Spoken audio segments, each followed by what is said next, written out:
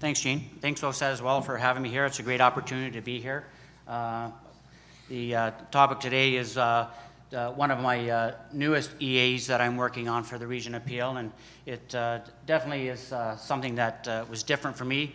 I think in our professions we all see changes, and we kind of get focused in our daily jobs, and we do a job and we just keep doing it, but we forget to kind of look to the side and see if there's opportunities that we can change. So hopefully this project you'll find interesting, and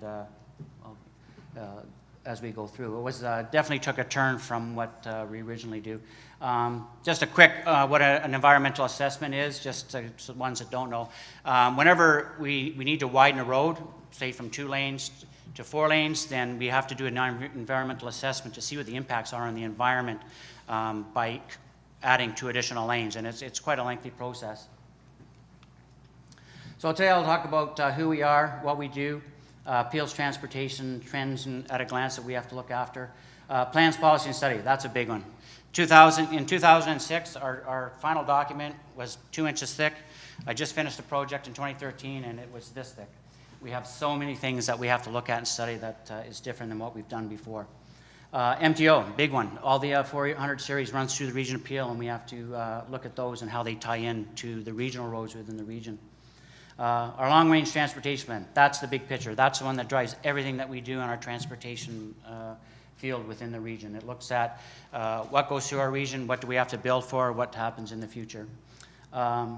One of the new policy and plans come in, health component. Never been part of an EA before, but starting this year, it's been a huge component. We need to look at what the health impacts are to widening roads. More cars, more noise, more pollution. All those things have a huge impact on our daily lives as we and our children as well. And I'll talk about the Pacific project. So who we are. I work for the Region Appeal. Region Appeal consists of the town of Caledon, which is the northern region, very, very rural. Diversity of cities within the region. It's, they call it the green space up in Caledon. We have regional roads. Some of the roads are still gravel. As you move into Brampton, Brampton is getting a little bit urbanized. It's about half and half urban and rural, developing at quite a rapid pace. Mississauga, it's been in the news a lot about wanting to separate from Peel because it's got so big it feels it can withstand on its own. Very urbanized, a lot of uprising going in now, so a lot of apartment buildings are going in, which puts an awful strain on the infrastructure. When the infrastructure was built, it was built for a community that had maybe 200 homes, and those homes are gone, and now we have an apartment building that houses a lot more people and puts a lot more pressure on our infrastructure. So what we do, the group that I'm in basically is three groups. We have our transportation system planning. That drives our whole network. What it does, it looks at the long-range plans for what we need. So it works with MTO, the municipalities with the region of York on the east and Halton region on the north, and we look at all the movements that are going to go through the region at any specific time. One of the biggest goods movements corridors within the Region Appeal. It's one of the biggest hubs. It's a billion-dollar industry. So we have to look after these trucks as they travel through the region on our regional roads as well. Sometimes that creates a lot of conflicts for me. The road characterization study, it was done in 2012, and what that did is it took each of the roads and it classified it, said whether it was a rural, urban, was it a main street road that went through a town, and each one of them had different attributes that we had to look at to make sure we maintain or make it better. Then it gets to me where I'm in the infrastructure programming studies group. So once I get that information, the long-range transportation plan will look at and say by 2021, this section of road in this project will be congested. So we need to study it now and have it ready to construct by the constructing year. Like I said, the process now is long, so the time it takes for me to start the study to the time I end could take up to 8 years before the shovel actually hits the ground. So there's a lot of work that goes involved in that. The public consultation, huge right now. It's one of the biggest parts of an EA is to talk to the public, talk to all the different agencies, stakeholders, developers, council, elected officials. Very intense consultation in most projects.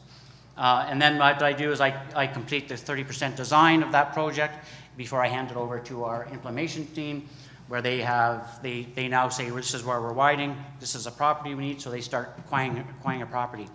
That process could take 2 years to get a property if the owner is not a willing owner and we have to expropriate. We have to move utility. So hydro poles need to be moved back. Underground infrastructure, gas, hydro, and telephone, cable, all those infrastructures need to be moved out of the way. That takes time as well. Once that starts, we do the tendering construction and permitting. That's a big one. And like Gina mentioned earlier about the Red Side Dace Award one, that was basically 100% regarding permitting for an endangered species that was in that particular project's quarter. So it was a lot of permitting that goes, and that could take up to 18 months to get as well before you can actually put the shovel in the ground. So I know a lot of us go, well, why haven't they widened this road yet? Why is it so congested? Gives you kind of a little bit of an idea that it's not a fast process when we need to widen something. Peel transportation trends. So just a little cap on that. 2015 we were 1.4. 2031 will be 1.77, and the GTA will be 9 million. The average commute time will be 82 seconds or 82 minutes, and it'll be 109 commute minutes now that the average driver has. And congestion, that's a big one. Always talks in economy, 6 billion to 15 billion by 2031. Policies, this is a big one. This is probably maybe 1/5 of the ones we have now compared to, like I said, 10 years ago. Our official plan is one of our big documents. We have the Peel Health. We've got 2 documents that we use now.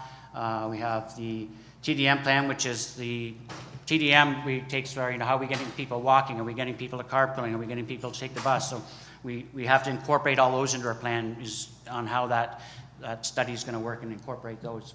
Active transportation, even get into where we get into streetscaping toolboxes. This one here, MTO. MTO, as mentioned earlier, the 400 series. So here's the section where the 427 is extending from just past Queen Street and going up to Major Mac to the trucking industry up there. That has huge implications for the region and for the region of York as well, because that traffic now is a lot of the traffic is going to be fed to there. And our job is to predict where they're going to go, how they're going to get there, and how it impacts our infrastructure. So back to the long-range transportation plan. This is a huge process, like I mentioned, and this plan, it consolidates many transportation visions within the region. So MTO they'll provide us information that here are many vehicles that travel through the region. York will say, here's how many cars leave York, enter in Peel. Same thing from even Hamilton. People that drive from Hamilton drive through Peel. That puts strain on our infrastructure. The LRTP recommends which regional roads are implementing transportation demand strategies. So we're looking at, again, like I said, the good movements, the truck traffic. What are the best routes to have trucks on? We follow the master plan process. It's part that we've just started in 2012, where it actually completes the first 2 stages of the EA process, which is helpful for me. It speeds my process up a little bit in an 8-year process. So to go roll the project, it's been a favorite project for me. I've really had a lot of fun with this one. It kind of steered me off the beaten path. So the LRTP looked at this corridor, and it said it needed to be widened by 2020 to 6 lanes. And the basis of that widening to 6 lanes based on traffic volume. It generates a volume, takes all that information from MTO and says that this road needs to be widened in 2020, and you need to start the process to study it. So then we look at the traffic analysis. We look at we do actual traffic counts, and then we look at those counts and see how they relate to what's going on today. We add development growth to those numbers, and we predict what the future will be, and again, we kind of confirm what's going on in that quarter. And like I said, the health component now we have to inquire and add those aspects in it as well. Quite surprised at those numbers. Those numbers were quite shocking when we actually got them and seen what we were actually dealing with. Just a quick map of the study area. So it's approximately 4 kilometers long, 11 intersections. This is the ME2 model, as it's called. It's a generating software modeling tool that does traffic. And like I said, it takes all the information from all the different areas and incorporates into this model. It even takes transit when transit stops. Well, how many people use transit, how many people walk. And it generates a model and see here's what our best guess is that you're going to have for numbers. So as you can see here, we've got the numbers there. I circled the highest number of volume that will be there. It's 20,085. So that number is the highest number that I have to look at. The regional roads, we use a number of 900 cars per hour per lane. So it's 2 lanes now, which would give us a capacity of 1,800. So that definitely shows up by 2021. we're going to have a problem with capacity on this roadway. Again, 2031 numbers being the development by that time's already developed, that number isn't much higher than the 2021 number, but still shows 6 lanes are required. So I took traffic counts. I took a drive out there. I looked at it. I said, this corridor doesn't look matched what those numbers are saying. I don't see a lot of through traffic, but I do see a lot of traffic down at the south in the study where everybody's trying to turn left. So I did some investigating, went back and I pulled up the actual traffic count. And as we can see, the north entering, back it up there. The volume is 5,444, but then we have 2,938 left turns. So that makes a huge difference when you're looking at what you're trying to do for that corridor by adding an extra through lane. So if we take those numbers and we eliminate the left turns, we're left with 54% of them turning, which means we don't have a lot of through volume, and this doesn't really need to be widened. This is a $30 million project that may not have to happen. So I had to start investigating and doing some more background work to see how to deal with this. So diabetes, this is the health component that really came in. So once we found out that, do we need to widen, I pulled together a technical team of all the experts from all the different groups, and we said, okay, here's the situation. How do we want to deal with this? It doesn't happen very often. So health came up and said, well, as you can see in the area in the top there, it's showing that we have 8.8 to 10.6 rates of diabetes in this area. It's one of the highest in the GTA and very high in the region of Peel. And one of the main components to why that is, no infrastructure for pedestrians to walk, no pedestrian cycling infrastructure. So very poor design when the developers were done. The developments that came to the road were all internal. So they just had very little internal movements, but nothing to the external corridor.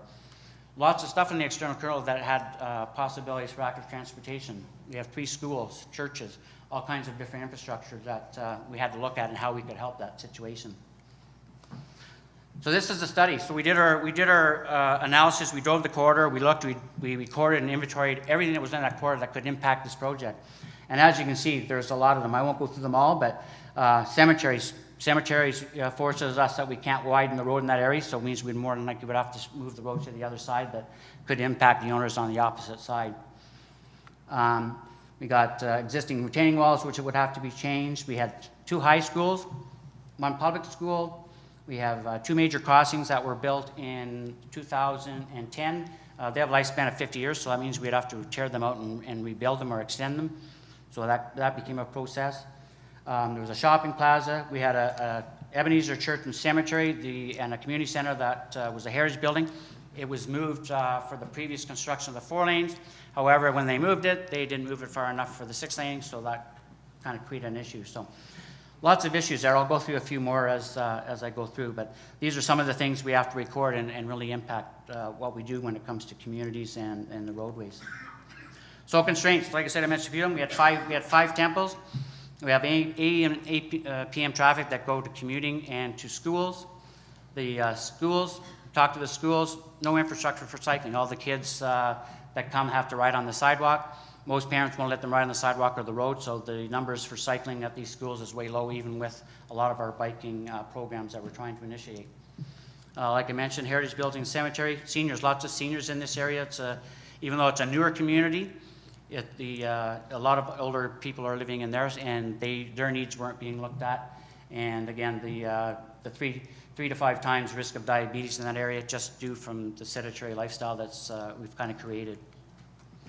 So we had to change how we engage. So we had our advisory group and said, okay, we need to look at this a little bit closer. We did our first open information for the public, and we said, let's see what the public thinks. So we put together on the right-hand side, you'll see the door hangers that I created. First time we'd ever use these in Peels for our study. Typically on a roadway, if your house backs onto the study area, you get a notice saying we're going to widen, and if you have any comments, let us know. Because this had churches, schools, shopping centers, everything else, I didn't feel it was fair just to limit it to that when we have people in the surrounding area that would be using it, may have some input as well. So we did over 5,000 hand-delivered door hangers. We talked to each individual principal at the schools. We talked to every temple leader. So we really did our due diligence in talking to all these people in the community to get their input. The one school, we actually involved them in the school project. We talked to the principal, he goes, oh, hey, would you include our class in this process? Because this is what we're talking about, environment. So the consultant and myself, we set up 3 classes. We did one to take the kids into the field, actually grab data. The second class we did where they did the analysis on that data. And then the third, they actually presented to the class and us, and it was fun to do. The kids learned a lot, and they felt that they were putting some input into this project. We do breaking away from our normal procedure where we would do a school gym. We actually went in and set this right up in the corridor of the community center and the aquatic center. So people had to walk by and they had to show interest and give us feedback. Corridor opportunities. So looking at the corridor, if we're not going to widen, what can we do? Infrastructure. We can put in lots of active infrastructure, cycling, put in some stormwater infrastructure that is more environmentally friendly, put in additional landscaping again to help the environment. So we kind of twisted from widening a road. Now we're looking at what can we do to really help support this community, get them back on the walking track and cycling track, building up some new, putting in landscapes and trees. So it kind of went from that to a complete streets design, which is very odd for a regional road because it's like a King Street. That King Street's to move traffic, but now we're saying, well, maybe it's not the best to move traffic through here. It's not built that way. So here's some numbers that we got from our health. So it shows you the risk of death, 28% decreases if you do some cycling. It decreases 22% if you do some walking. So these are important numbers. These are numbers we've never had before. We really need to take the community to heart and make sure that we build this infrastructure as part of our projects to make sure that we can help with that. That's just a quick slide, shows some of the design areas that we have in health. That, we got to look at the big picture. We got to look at what's available there to help that out. We're looking at lowering the speeds on here. The speeds were inconsistent. We had areas of 70 and 60. We had a school zone 40. So we're gonna drop the speed to 60. We're gonna bring the lanes in from 3.65 meter lanes to 3.3 lanes to get the traffic to slow down and again make it very friendly for the community. Police were on board. They said that the rates of not following the rules for speed were very high and they have better things to do. And the big thing where I mentioned where we had the high volumes of left turns. So this was such a concern when we did the project that the number of volumes at that intersection was capacity. We've actually accelerated that project. So this project was to go to construction in 2020. This intersection will actually be going to construction this fall. That's how important it is that we get this done. The intersection had constraints where the 2 left turn movements going north and south could not turn at the same time. So those phases had to be split, which took up over 80 seconds of the time just for those 2 movements. By reconstructing it and getting those left turns to go concurrently, we can save 80 seconds of time that we can be added to the other movements that really helps the capacity of this intersection. So it's been a fun project, lots of new initiatives. We're going to be putting in, if it's a new initiative, we've seen a couple of presentations with their new technologies. If there's a technology out there we can put into this corridor, we're going to put it in and monitor it and give us some hope for the future on other corridors and studies that we can do the same kind of stuff. So very excited. It's a very good project, and it touches a lot of different ministries, visions, stakeholders, and if you drive through Peel, you could drive on that road, and it could have an impact on you as well. So, and that's it for me.